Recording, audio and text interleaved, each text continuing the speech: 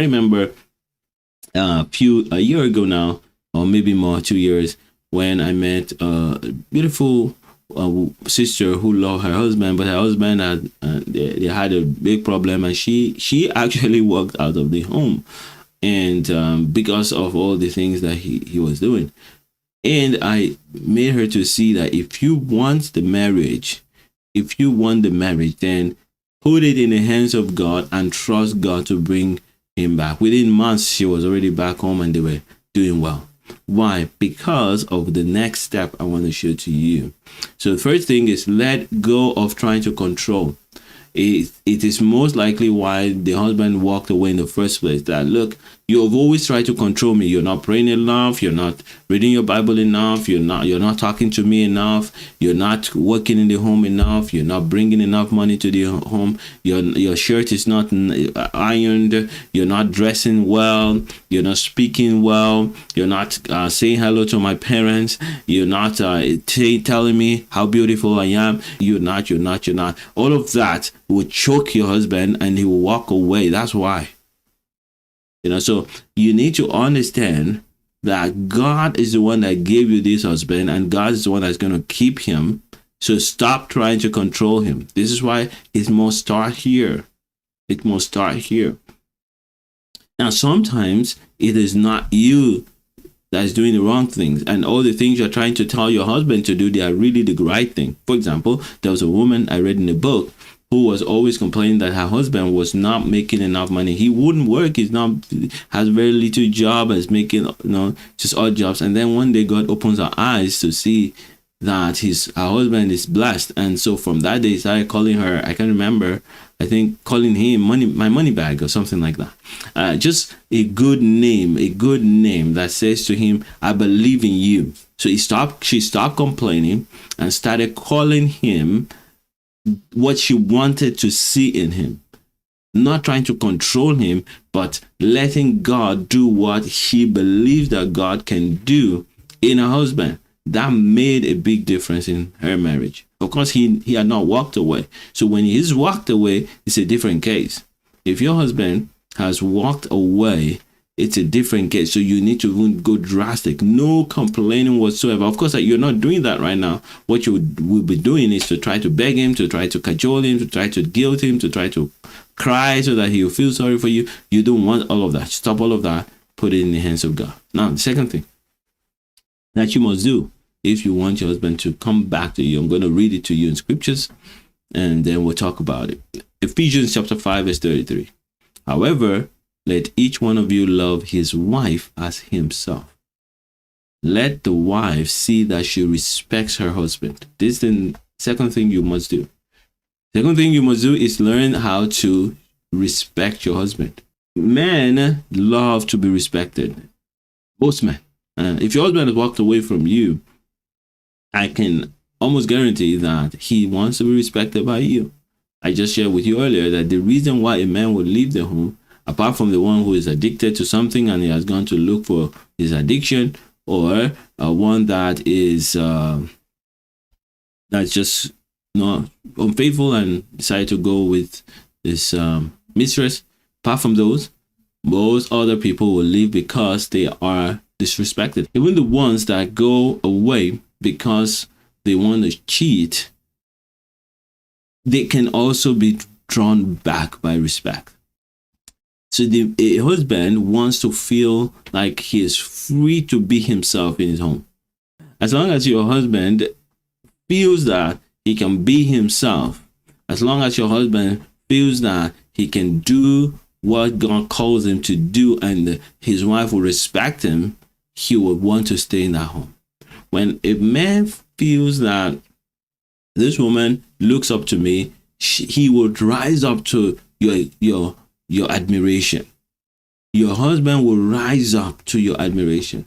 If you believe your husband will be a multi-millionaire, he will try his best to rise up to that. It's because everything you say and do will make him want to be that. And when he wants to be that, then you will speak it into his life, the type of things that he needs to do. So for example, if your husband is lazy at getting a job or is not careful caring about his health, and you begin to speak to him and say, I believe that you're going to live long and you're going to have good health and sound mind, and you begin to say, my healthy man, and you call him by the name of what you believe God to be doing in his life, you stir him up to do that.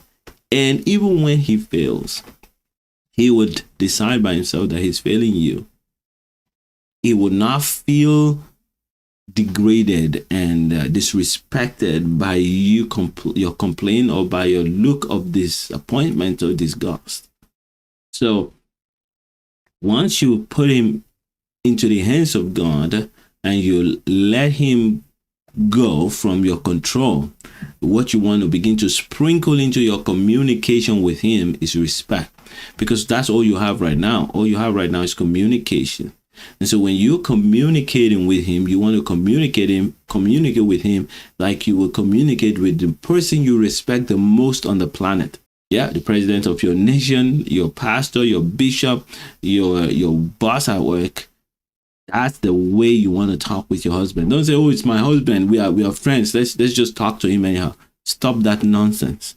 Oh, yes, I intentionally said that because I want to get you the result that you want. So do not just go ahead and talk to him anyhow you want, but talk to him like you talk with someone who you respect very much, even when you know he doesn't deserve that. In your mind, you think he doesn't deserve it, and I'll show you why he deserves it. The reason why your husband deserves the utmost respect is because, number one, the Lord tells you by his Spirit to do so. But number two, the Holy Spirit is in him, so respect that. He's a person designed by God. Respect that. And so when you communicate with him like someone who is smart, who knows what they're doing, who is a child of the Most High God, and you value their contribution, you believe in them, even when you don't. So that's why you have to believe that you have what? Received.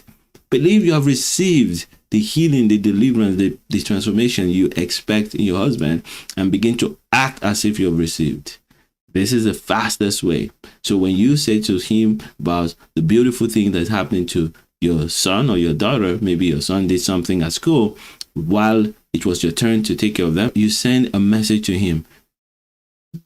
Dear darling, or whatever you used to call your husband all these years that you're married, not his name. And if you used to call him by his name, change it. That's all right. You can change it. Darling, this is what John did today. It was so beautiful. It reminded me of how what a strong man he is becoming. And I wish you were there. I wish you were there to see him. And I'm sure you'll be proud of him. So that's a communication. Number one is not begging. Number two is giving value to him.